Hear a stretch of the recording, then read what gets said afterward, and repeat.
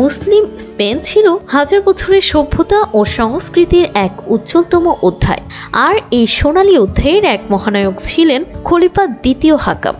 রাজসিংহাসনে বসেও তিনি ছিলেন এক অসাধারণ পণ্ডিত।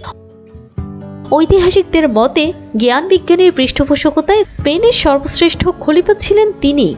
জোসেফ ম্যাকেভের ভাষায় হাকাম কর্ডোভো নগরীকে ইউরোপের বুকে একটি বাতিঘরে পরিণত করেছিলেন। বইয়ের প্রতি তার নেশা ছিল অকল্পনীয়। দুর্লভ পাণ্ডুলিপি সংগ্রহের জন্য তিনি কারি কারি অর্থ ব্যয় করতেন। কোনো গ্রন্থ লেখা শেষ হওয়ার আগেই লেখকের কাছে উপহার পাঠিয়ে তিনি নিশ্চিত করতেন যেন প্রথম কপিটি কর্ডোভায় আসে। এভাবেই তিনি গড়ে তুলেছিলেন 4 লাখ গ্রন্থের এক বিশাল লাইব্রেরি। অবাক করা বিষয় হলো, শুধু এই গ্রন্থগুলোর তালিকা তৈরি করতেই প্রয়োজন হয়েছিল 50 খণ্ড পুস্তিকা। দ্বিতীয় হাকাম কেবল বই জমাতেন না, তিনি প্রতিটি বই পড়তেন এবং পাশে নিজস্ব টিকা লিখতেন, যা পরবর্তীকালে মনীষীদের কাছে মূল্যবান দলিল হয়ে ওঠে। পৃথিবীর ইতিহাসে এমন বই পাগল শাসক সত্যিই বিরল।